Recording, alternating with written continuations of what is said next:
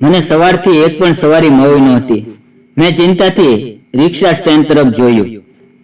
કાનમાં પત્નીનો અવાજ ગુંજી રહ્યો હતો, સાંજે કંઈક લેતા આવજો. આજે નાનીએ પહેલીવાર નવરાત્રીનું વ્રત રાખ્યું છે.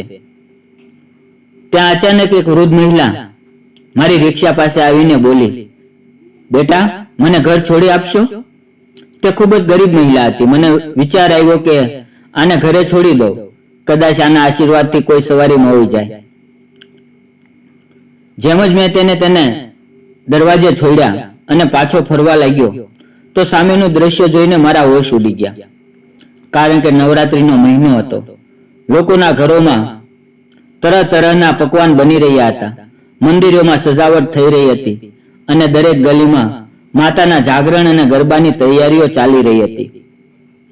પરંતુ બીજી બાજુ અમે જેવા ગરીબ લોકો હતા, જે આ બાબતથી પરેશાન હતા કે આ પવિત્ર સમયમાં બધું મોંઘું થઈ ગયું છે.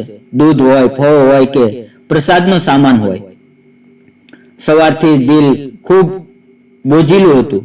કામ લગભગ બંધ પડ્યું હતું અને ઉપરથી મારી રિક્ષા પણ તૂટી ચૂકી હતી, જેની મરામત જરૂરી હતી. લોકો તેની હાલત જોઈને બેસવાની ઈચ્છા નહોતા ધરાવતા. હવે વિચારી રહ્યો હતો, ઘરનો ખર્ચો ચલાવવું કે રિક્ષાની મરામત કરાવવું. બંનેમાંથી એક જ કરી શકતો હતો. સવારે પત્નીએ જ્યારે ચા સાથે વાસી રોટલી મૂકી તો પોતાના હોઠ કરડતા હું ધીમેથી બોલી, સાંજે કંઈક લેતા આવજો. આજે નાનીનો પહેલું વ્રત છે. મારા હાથ તરત જ કાપી ગયા. મેં આશ્ચર્ય અને ફરિયાદ ભરી નજરથી તેની તરફ જોયું. તે મારી હાલત જાણતી હતી, તો પણ તેણે દીકરીને રોકી નહોતી. પોતાની સફાઈમાં તે કહેવા લાગી, નાનીના પપ્પા, મેં ખૂબ સમજાવ્યું હતું તેને, પરંતુ તે બાવકી છે. જીદ કરવા લાગી, કહેવા લાગી કે મહોલ્લાની બધી છોકરીઓ પૂંજામાં નવી નવી ચૂંદડીઓ અને ચુંદડી પહેરશે, હું ખાલી હાથે રહી જઈશ. જો ના પાડત તો સવાર સવારમાં રડવા લાગત. મેં એક ઊંડો શ્વાસ લીધો. કદાચ મારી દીકરીના નસીબમાં જ માં દુર્ગા કોઈ રસ્તો કાઢે. દિવસભર મેં બજાર અને મહોલ્લામાં અહીં ત્યાં ભટકીને જોયું કે કોઈ સવારીઓ ન હોય કે કોઈ નાનકડું કામ ન હોય, પરંતુ કોઈ ખાસ વાત બની નહીં. અંતે હારીને ફરી મારા તૂટેલા ફૂટેલા રિક્ષા પાસે રસ્તાના કિનારે બેસી ગયો. મારી આસપાસ બીજા સુંદર સજાવેલા રિક્ષા ઊભા હતા. પહેલા મારી હાલત આવી નહોતી. હું કપડાની દુકાનમાં કામ કરતો હતો. આવક વધારે નહોતી, પરંતુ ગુજરાન આરામથી થઈ જતું હતું. પરંતુ જ્યારે કોરોનાનો કહેર આવ્યો, દુકાન બંધ થઈ ગઈ અને હું બેરોજગાર થઈ ગયો. ધીરે ધીરે ઘરનો બધો સામાન વેચાઈ ગયો. મારી પત્નીએ ચૂપચાપ બધું સહન કર્યું. ન ક્યારે ફરિયાદ કરી, ન કોઈની આગે હાથ ફેલાવ્યો. ઉપરવાળાએ અમને એક જ સંતાન આપ્યું હતું, મારી નાની, જે હવે 10 વર્ષની થઈ ચૂકી હતી. જ્યારે હાલત સુધર્યા નહીં, કોરોના પૂરો થયો, તો પત્નીએ પોતાના લગ્નના ઘરેણાં પણ મારા હાથમાં મૂકીને કહ્યું, વિનોદ, આને વેચીને એક રિક્ષા લે. ઓછામાં ઓછું ઘરની રોટલી દાળ તો ચાલશે. મેં કૃતજ્ઞ ભરી નજરોથી પત્નીની તરફ જોયું અને ઘરેણાં લઈને બજારમાં ગયો. જેટલી રકમ હોય તેનાથી નવી રિક્ષા તો નહીં, પરંતુ એક કામ ચલાવ જૂની રિક્ષા જરૂર લઈ શક્યો. છેલ્લા 1.5 વર્ષથી સતત રિક્ષા ચલાવી રહ્યો છું, પરંતુ ખર્ચ પૂરા નથી થતા. દીકરીને પ્રાઇવેટ સ્કૂલમાંથી કાઢીને સરકારી સ્કૂલમાં દાખલ કરાવી દીધી. આજ મોસમ પણ ખૂબ ગરમ હતો. હું માથું પકડીને મારી સીટ ઉપર બેઠો હતો કે બાજુવાળા રિક્ષા ડ્રાઈવરનો તીખો અવાજ સંભળાયો, જામાઈ, વખત ખરાબ ન કર, ધંધાનો ટાઈમ છે. જ્યારે પૈસા નથી હોતા તો રિક્ષાવાળાઓને પૂછવાની શું જરૂર છે? પગપોળા કેમ નથી જતી? તેણે પણ કડવી વાતો કહી, પરંતુ મારું દિલ ઉદાસ થઈ ગયું. હાલાકે રમેશને તો સવારથી 12 સવારીઓ મળી ચૂકી હતી. ત્યારે મારા જૂની રિક્ષા પાસે એક વૃદ્ધ મહિલા આવી અને બોલી, બેટા, જરાક મને ઘર સુધી છોડી આપીશ? મેં ધ્યાનથી તે મહિલાને જોઈ. કદાચ ભીખ માંગીને ઘરે પાછી ફરી રહી હતી. પગમાં તૂટેલા ચપ્પલ હતા, હાથમાં એક ફાટેલી થેલી, કપડા જગ્યા જગ્યાએથી હાથે સીવેલા અને ચહેરા પર પરેશાનીઓની ઊંડી લીટીઓ હતી. હું એક ક્ષણ માટે મારી માની યાદમાં ખોવાઈ ગયો. ગયા વર્ષે તેનું અવસાન થયું હતું. મારી મા પણ આવી જ નબોવી અને દુઃખી લાગતી હતી. મારી પત્ની તેની સંપૂર્ણ સંભાળ રાખતી હતી. કપડાં ભલે જૂના હોય પરંતુ સાફ હોય. હું પણ માની સેવા કરવાની સંપૂર્ણ કોશિશ કરતો હતો, પરંતુ તેઓ મારી આર્થિક સ્થિતિ જોઈને વારંવાર ચિંતામાં ડૂબેલા રહેતા હતા. મેં તરત નિર્ણય કર્યો કે આ વૃદ્ધ મહિલાને તેના ઘરે છોડી આવું. આમ પણ સવારી તો કોઈ મોવી નહોતી. કદાચ આ ગરીબના આશીર્વાદથી ઉપરવાળા મને કંઈક રોજી આપે. મેં તરત રિક્ષામાંથી ઉતરીને તેને સહારો આપીને બેસાડી અને તેમના કહેલા સરનામાની દિશામાં ચાલ્યો. તે શહેરથી દૂર એક વિરાન વસ્તીમાં રહેતી હતી, જ્યાં મોટા ભાગના લોકો તેવી જ ગરીબીમાં જીવતી રહ્યા હતા. મેં તે વૃદ્ધ માને તેના દરવાજે ઉતારી. તેણે માથા પર હાથ મૂકીને મને ખૂબ આશીર્વાદ આપવા લાગી. મેં મુસ્કુરાઈને ધન્યવાદ કહ્યો અને ફરવા જ જતો હતો કે તેણે પોતાના કાપતા હાથોમાંથી મારી બાજુ પકડી લીધી. હું સવારીની શોધમાં નજરોથી અહીં તહીં જોઈ રહ્યો હતો, ત્યારે તે વૃદ્ધ મહિલાએ પોતાની જૂની થેલીમાં હાથ નાખીને મારી તરફ ઘણા બધા પૈસા આગળ કર્યા. હું આશ્ચર્યથી તે વૃદ્ધ મહિલાને જોઈ રહ્યો. મેં ના પાડવા માટે માથું હલાવ્યું તો તેણે મુસ્કરાઈને મારા માથા પર હાથ મૂકીને કહ્યું, બેટા, હું જાણું છું કે તું પણ પરેશાન છે. સાંજનો સમય થવાનો છે. થોડી વારમાં માતાની આરતી શરૂ થઈ જશે. લાગે છે તું પણ વ્રતમાં છે. આવું કર, તારા ઘરે જા અને તારી પત્ની બાળકો સાથે મળીને માતાની પૂજા કરી લે. આમ પણ હું તો એકલી છું. જેટલું માં દુર્ગાએ મને આપ્યું છે તેટલું મારા માટે ઘણું છે. કાલે શું થશે તે માતા રાણી જાણે. મારી પ્રાર્થના છે કે મા તારા જીવનમાં સુખ, શાંતિ અને સમૃદ્ધિ ભરે.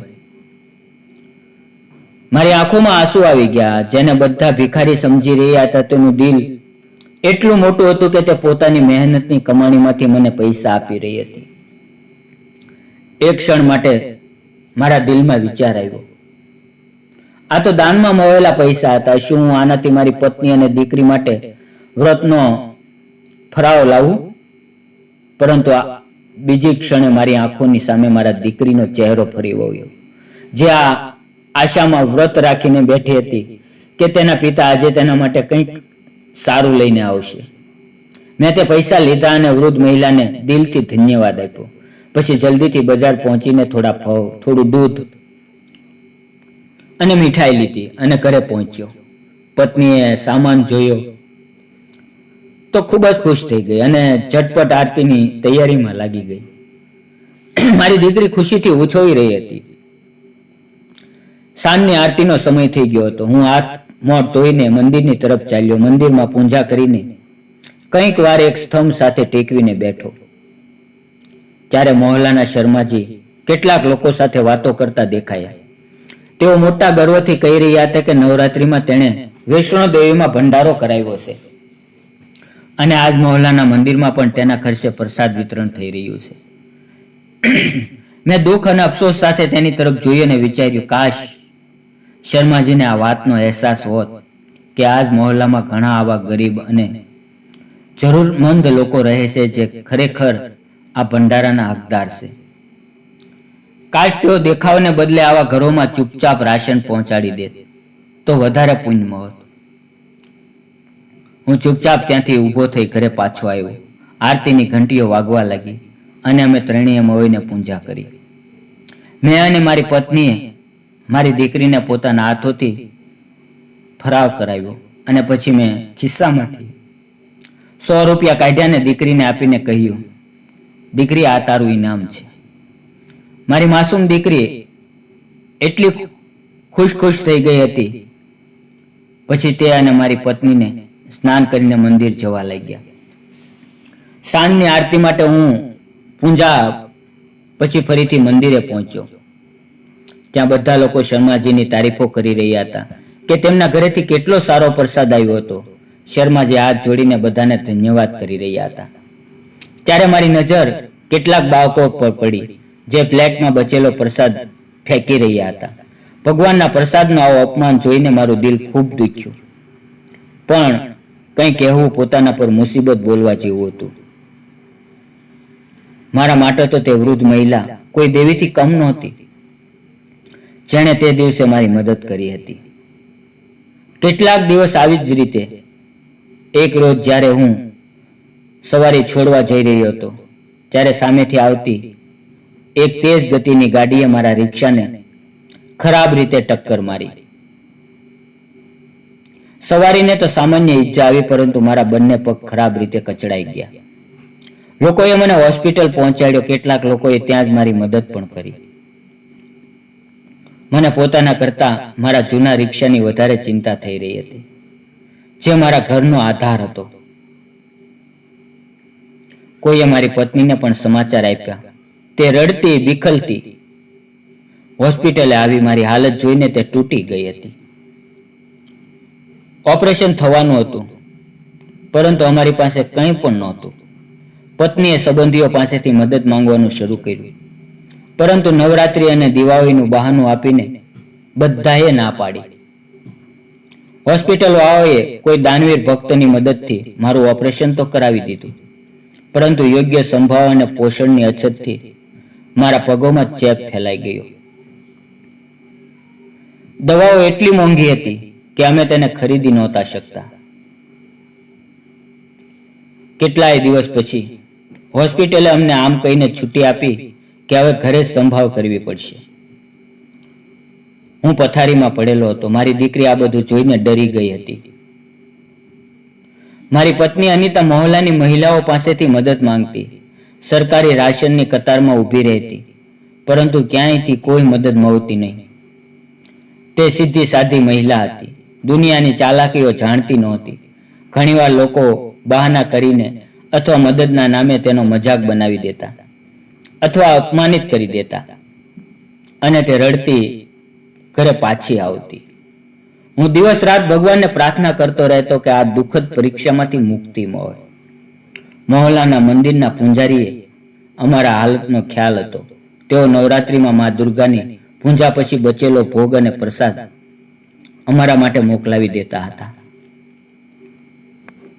એક દિવસ મેં મારી પત્ની અનિતાને કહ્યું કે શેઠ હરિરામજીના ઘરે જા અને તેમની પત્નીને કહેજે કે શેઠજી સાથે વાત કરાવી આપે. આ સાંભળીને અનિતા ઉદાસ થઈ ગઈ, કારણ કે તે પહેલા જ ઘણા ઘરોથી ખાલી હાથે પાછી આવી ચૂકી હતી. પરંતુ મેં જીદ કરી તેને મોકલી, કારણ કે સાંભળ્યું હતું કે શેઠ હરિરામજી આ વખતે નવરાત્રિમાં મંદિરમાં ખૂબ મોટો ભંડારો કરાવવાના હતા. મને આશા હતી કે જો તેઓ માત્ર કેટલાક હજારનું રાશન અથવા મારી દવાઓની મદદ જ કરી આપે તો કદાચ હું સાજો થઈ જઈશ. અનિતાને ગયે ઘણો વખત થઈ ગયો. નાની મારી પાસે જ રમી રહી હતી. અચાનક દરવાજો ખુલ્યો અને અનિતા જે હાલતમાં ઘરમાં પ્રવેશી તે જોઈને મારું કલેજું ધ્રુજી ઉઠ્યું. તેના ચાલવામાં સ્પષ્ટ લથડાટ હતી. તેના વિખરાયેલા વાળ અને કચડાયેલા વસ્ત્રો તેની ચાદર નીચેથી સ્પષ્ટ દેખાઈ રહ્યા હતા. તે ધ્રુજતી મારી પાસે આવીને ઊભી થઈ અને પછી પોતાની મુઠ્ઠી ખોલીને તેમાં દબાયેલા 1000 રૂપિયા મારી સામે ફેંકતા રડતા રડતા જઈને રૂમમાં બંધ થઈ ગઈ. હું નાનીની સામે તેને કંઈ પણ પૂછી નહોતો શકતો. મારું દિલ ખરાબ રીતે ચૂરજી રહ્યું હતું. મને અમંગવની ડર સતાવવા લાગી હતી. મેં તરત નાનીને કહ્યું, બેટી તું થોડી વાર બાજુવાળા આંટીના ઘરે ચાલી જા, તેની પોતરી સાથે રમી લેજે. તે પણ કેટલાક દિવસોથી ઘરમાં બંધ થઈને કંટાળી ગઈ હતી. તેને રજા મળતા જ તે શકુંતલા સાચીના ઘરે ચાલી ગઈ. મને હંમેશા અનિતાનો સહારો આપીને પથારીમાંથી ઉઠાડતી, પરંતુ તે સમયે મેં ખૂબ જ હિંમત કરીને પોતાને ખેંચીને પથારીમાંથી નીચે ઉતર્યો અને મારા નાકામ શરીરને દરવાજા સુધી ઘસડીને લઈ ગયો. હું દરવાજાને જોર જોરથી પીટતા અનિતાને બોલાવવા લાગ્યો, પરંતુ અંદરથી માત્ર તેના રડવાનો અવાજ આવી રહ્યો હતો. હું રડતી અનિતાને વિનંતી કરવા લાગ્યો, અનિતા તને ભગવાનની કસમ, તારી દીકરીની સમ, દરવાજો ખોલી દે. મને કહી દે શું થયું છે. મારું દિલ દુઃખથી ફાટી જશે. થોડી વાર મૌન રહી પછી અચાનક દરવાજો ખુલ્યો. જેમ જ હું રૂમમાં પ્રવેશ્યો તેની ફાટેલી કમીજનું દામન, ગરદન પરના નિશાન અને ઘાયલ કાંડા મારી સામે હતા. તે નવરાત્રિના દિવસોમાં તે દરિંદાઓના ઘરે ગઈ હતી. હવે મને કંઈ કહેવાની જરૂર નહોતી. હું બધું સમજી ચૂક્યો હતો. તે જમીન પર પડીને ખરાબ રીતે રડવા લાગી. મેં તેને ગળે લગાડી તો તે હચમચાટ લેતા હોય વર્ણવવા લાગી. શેઠજીના ઘરની મહિલાઓ ક્યાંક બહાર ગઈ હતી. નોકરે મને આ ન કહ્યું. જ્યારે મેં જઈને શેઠજી સાથે મળવાની ઈચ્છા દર્શાવી તો તેણે મને ડ્રોઈંગ રૂમમાં બેસાડી દીધી અને પોતે ચૂપચાપ ચાલ્યા ગયા. થોડી વાર પછી શેઠજી આવ્યા. જ્યારે મેં તેની પાસેથી મદદની બુહાર કરી તો તેણે નોકરને કહ્યું, દરવાજો બહારથી બંધ કરી દે, અને મને કહેવા લાગ્યા કે તેઓ મારી મદદ કરશે જેટલી હું ચાહું. આટલું કહીને અનિતા ફૂટ ફૂટ કરીને રડવા લાગી. મને લાગી રહ્યું હતું જાણે મારા શરીરમાંથી પ્રાણ નીકળી ચૂક્યા હોય. તે કહેતી રહી, મેં ભાગવાની ખૂબ કોશિશ કરી પરંતુ દરવાજો બંધ કરેલો હતો. ભગવાનની કસમ, આમાં મારી ભૂલ જરાય નહોતી. જો જરાય અંદાજ આવ્યો હોત તો હું દરવાજેથી જ પાછી ફરી જાત. મેં મારા જીવનના 10 વર્ષ મારી પત્ની સાથે વિતાવ્યા હતા. હું જાણતો હતો કે તે આવું કંઈ ક્યારેય નહીં કરી શકે, પરંતુ હું ગરીબ હતો. જો કંઈ કહેતો તો કોઈ પણ મારી વાત પર વિશ્વાસ ન કરત અને ઉલટું મારી પત્નીની ઇજ્જતનો તમાશો બની જાત. કાશ મેં અનિતાને શેઠજીના ઘરે ન મોકલી હોત. કાશ તે અકસ્માતમાં હું જ મરી ગયો હોત. હું બેબસી અને પસ્તાવામાં ફૂટી ફૂટી કરીને રડવા લાગ્યો. થોડી વાર પછી નાની પણ ઘરે પાછી આવી. પોતાના માતા પિતાને આવી રીતે રડતા જોઈને તે ગભરાઈ ગઈ અને જોર જોરથી રડવા લાગી. અમારી સિંચ પોકાર સાંભળીને પાસે રહેતી શકુંતલા સાચી પણ અમારા ઘરે આવી. તેણે અનિતાની હાલત જોઈ તો દુઃખથી તેનું દિલ બેસી ગયું. હું માથું નીચું કરીને બેઠો હતો. તેણે મારા માથા પર હાથ મૂકતા કહ્યું, વિનોદ બેટા, તમારી હાલત જોઈને ખૂબ દુઃખ થયું. કહો તો મહોલ્લાની મહિલાઓને બોલાવું અને તે શેઠને સબક શીખવીએ, જે દર વર્ષે તીર્થયાત્રા કરે છે, મંદિરમાં દાન આપે છે, પરંતુ બીજાની વહુ દીકરીઓની ઇજ્જતનો બિલકુલ ખ્યાલ રાખતો નથી. આ સાંભળીને અનિતાએ હાથ જોડી દીધા અને રડતા રડતા બોલી, સાચી, તમને મારી કસમ છે આવું ન કરશો, નહીં તો આ લોકો અમને મહોલ્લામાંથી કાઢી મૂકશે. મારી એક જ દીકરી છે, કાલે તેના લગ્નમાં આંગળી ઉઠશે. હું ભૂખ, બીમારી, ગરીબીથી બધું સહી લઈશ, પરંતુ બદનામી નહીં. જો બીજો કોઈ રસ્તો ન બચ્યો હોય તો અમે ત્રણેય જીવન સમાપ્ત કરી દઈશું. અનિતાની વાત સાંભળીને સાચી સહેમી ગયા અને થોડી વાર અમારી પાસે બેસીને દિલાસો આપતા રહ્યા. પછી પાછા ગયા. સાંજે જ્યારે તેનો દીકરો કામ પરથી પાછો આવ્યો તો તેઓ તેની સાથે થોડુંક આટો, ચોખા, દાળ, તેલ લઈને આવ્યો. તેણે અનિતાને ખૂબ હિંમત આપી અને કહ્યું, દીકરી, તું તૂટી નથી, હાલત તૂટ્યા છે. આ પણ એક દિવસ બદલાશે. આખી રાત અમારી આંખોમાં નિંદ્રા નહોતી. અનિતા રડતા રડતા ઉઠીને પૂજાની તૈયારી કરવા લાગી હતી. હવે તે સવારની આરતી પહેલા રસોડામાં ચૂલો સળગાવી રહી હતી. નાની સૂતી હતી અને હું ચૂપચાપ મૂર્તિની જેમ પથારીમાં બેઠો હતો. અનિતાએ મારા માટે ચા બનાવી. મારી પાસે આવીને બેસી અને બોલી, વિનોદ, આ ચા પી લ્યો. તમારી ખામોશી મારા જીવ લઈ લેશે, કંઈક તો બોલો. મેં ઉદાસીથી મારી પત્ની તરફ જોયું, જેણે મારા લીધે પોતાની ઇજ્જત ગુમાવી હતી. હું કેવો બેબસ માણસ હતો કે જેના હોવા છતાં પણ તે સુરક્ષિત નહોતી. મેં તેના હાથ પર હાથ મૂકીને તેને તસલ્લી આપી, અનિતા, હું તારા માટે કંઈ પણ ખોટું નથી વિચારતો. હું મારી હાલત પર શર્મિંદા છું અને કાશ કે હું તને તેના ઘરે ન મોકલી હોત. અમે બંને થોડી વાર સુધી ચૂપચાપ બેઠા રહ્યા. થોડી વારમાં મંદિરમાંથી ઘંટીનો અવાજ ગુંજ્યો અને આરતી શરૂ થઈ. મેં મનમાં એક નિર્ણય કરી લીધો હતો કે હવે મારે શું કરવું છે. બીજે દિવસે સવારે મેં મારી દીકરીને, નાનીને, શંકુતલા સાચીની પાસે છોડી દીધી અને તેને કહ્યું, હું સારવાર માટે હોસ્પિટલ જઈ રહ્યો છું. ત્યાં લાંબી લાઈન લાગે છે, કદાચ મોડી રાત સુધી પાછો આવીશ. તેણે ખુશીથી મારી દીકરીને રાખી લીધી. અનિતા બિલકુલ ચૂપ હતી. હું ઘરમાંથી નીકળ્યો અને અનિતાની મદદથી રિક્ષામાં બેઠો. અમારી મંજિલ હતી તે વિસ્તારનો એક મોટો ચોરાહો, જ્યાં ઘણા લોકો રસ્તા કિનારે બેસીને ભીખ માંગતા હતા. જ્યારે અમે ત્યાં પહોંચ્યા અને ઉતર્યા તો અનિતા મને આશ્ચર્યથી જોવા લાગી અને પછી એકદમ ચૂપ થઈ ગઈ. મારી હાલત બધાની સામે સ્પષ્ટ હતી. બગડતી તબિયત, ઘા અને જૂની પટ્ટીમાંથી વહેતું લોહી. અમે બંને પતિ પત્ની માથું નીચું કરીને થોડી વાર ત્યાં જ બેઠા રહ્યા. રાહદારીઓએ અમારી સામે બિછાવેલા રૂમાલ પર પૈસા નાખવાનું શરૂ કર્યું. અનિતા શરમાઈને જાણે જમીનમાં ગળી જવા માંગતી હતી.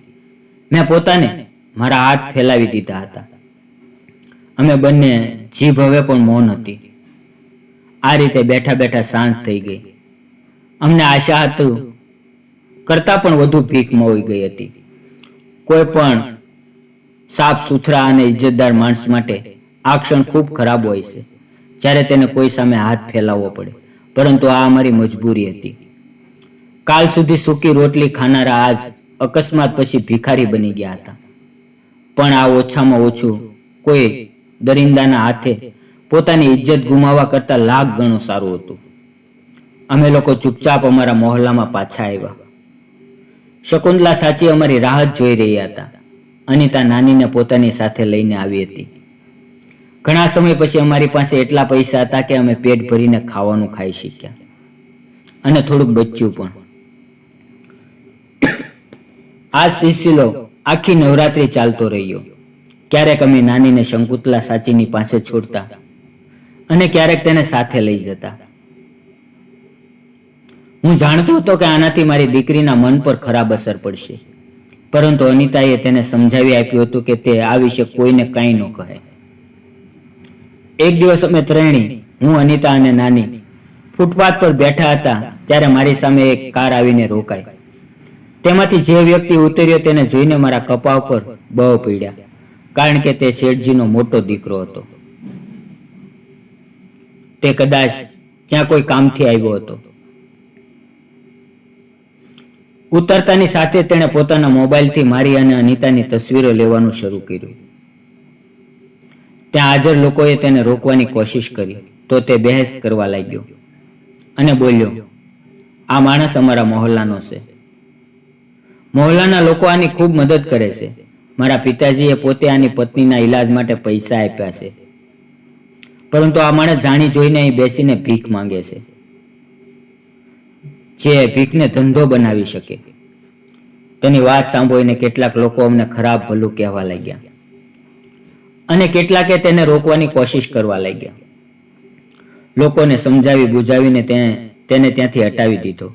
હવે લોકો અમને શંકાની નજરથી જોવા લાગ્યા. મારી પાસે મારી બધી મેડિકલ રિપોર્ટ હતી. મેં ત્યાં ઊભા લોકોને કહી દીધું કે હું શોખથી ભીખ નથી માંગતો. મોહલ્લાવાળાઓએ જો ક્યારે અમારી મદદ કરી હોત, પણ તો બદલામાં મારી પત્ની અને દીકરી સાથે તેનું વર્તન ખૂબ ખરાબ હોત. જો મેં મારા ઓપરેશન માટે પૈસા જમા ન કર્યા હોત તો મારા બાળને પગ કાપવાનો ખતરો છે. હું ઈચ્છીને પણ ત્યાં હાજર લોકોને આ નહોતો કહી શકતો કે જે વ્યક્તિ અમારી બેઇજ્જતી કરીને ચાલ્યો ગયો તેના પિતાએ મારી પત્ની સાથે શું શું ખરાબ વર્તન કર્યું હતું.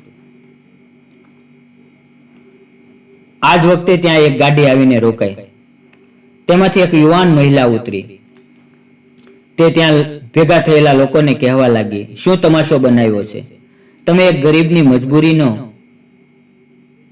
ફાયદો, હટો અહીંયાથી. તે મહિલાની વાત સાંભળીને ત્યાંથી બધા લોકો ચાલ્યા ગયા. તે મહિલા અનિતાને કહેવા લાગી, મને અહીં તમારી મદદ કરવા માટે કોઈ મોકલી છે, આવો મારી સાથે ચાલો. તેની આ વાત સાંભળીને હું અને મારી પત્ની એકબીજાની તરફ આશ્ચર્યથી જોવા લાગ્યા અને પછી અમે તેની સાથે ચાલ્યા. તેની ગાડી એક ખૂબ મોટા બંગલાની સામે જઈને રોકાઈ. અમે ત્રણેય હેરાન પરેશાન તે ભવ્ય બંગલાને જોઈ રહ્યા હતા. જ્યારે અમે અંદર પહોંચ્યા તો ત્યાં એક વૃદ્ધ મહિલા બેઠેલી હતી, જેને જોઈને હું જાણે સ્તબ્ધ રહી ગયો. આ તો તે ખૂબ જ ગરીબ મહિલા હતી.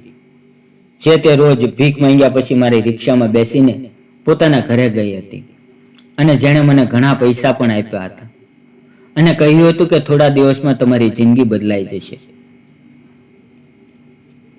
તે વૃદ્ધ મહિલા મારી તરફ હસતા હસતા જોઈને ઊભી થઈને આવી અને મારા માથા પર હાથ મૂકીને તે મહિલા બોલી, શાલિની બેટી, આજ છે તે યુવાન જેણે તે દિવસે મને ઘરે પહોંચાડી હતી. તે મહિલા જેનું નામ શાલિની હતું તેણે અમારો હૃદયપૂર્વક આભાર માન્યો અને જે વાત અમને કહી તે સાંભળી તો મારા પગ નીચેથી જમીન ખસી ગઈ. ખરેખર તે વૃદ્ધ મહિલા કોઈ ભિખારી નહોતી, બલકે તેના સાવકા દીકરાએ તેના પતિના મૃત્યુ પછી તેને દરેક વસ્તુથી બેદખલ કરીને ઘરમાંથી કાઢી મૂકી હતી. આ જ કારણે તે કોઈ પણ જગ્યાએ ભીખ માંગવા લાગી હતી અને પછી પોતાના જૂના મકાનમાં જઈને રહેતી હતી. શાલિની તે વૃદ્ધની સગી દીકરી હતી જે લગ્ન પછી પોતાના પતિ સાથે અમેરિકા ચાલી ગઈ હતી. જે દિવસે મેં તે વૃદ્ધ માને તેના ઘરે છોડી તે પછીના દિવસે જ શાલિની પોતાની માને શોધતા શોધતા તેના જૂના મકાન સુધી પહોંચી અને તેને પોતાની સાથે પોતાના મોટા બંગલામાં લઈ ગઈ. તે વૃદ્ધે શાલિનીને કહ્યું કે એક દિવસ તેની તબિયત ખૂબ ખરાબ થઈ ગઈ હતી અને તે ઘરે પાછા જવા માટે રિક્ષા અથવા કોઈ સાધન ગોતી રહી હતી, પરંતુ કોઈ પણ તેને લઈ જવા તૈયાર નહોતું. ત્યારે મેં તેમને મારી રિક્ષામાં બેસાડીને તેના ઘરે છોડી હતી. તેનો ઈરાદો હતો કે તેને બીજે દિવસે મને શોધીને પોતાના આખા જીવનની જમામુંડીમાંથી થોડું ધન આપી દે, પરંતુ તેઓ 2 દિવસ સુધી પથારીમાંથી ઉઠી જ નહોતી શક્યા. જ્યારે તેઓ ત્રીજે દિવસે મંદિર પાસેના ચોરાહા પર પહોંચ્યા તો ત્યાં તેમને ખબર પડી કે વિનોદનો ખરાબ રીતે અકસ્માત થયો છે અને હવે તે અપંગ થઈને પોતાના ઘરે પથારી પકડી ચૂક્યો છે. આ સાંભળીને મા દીકરી બંને મને શોધવા લાગ્યા, પરંતુ ત્યાં સુધીમાં મારી હાલત એટલી ખરાબ થઈ ચૂકી હતી કે મને મજબૂરીમાં મંદિરની બહાર ભીખ માંગવી પડી. ત્યાં સ્થાનિક શેઠજીના દીકરાએ મારી અને મારી પત્નીની તસવીરો સોશિયલ મીડિયા પર મૂકી દીધી હતી અને એમ લખ્યું હતું કે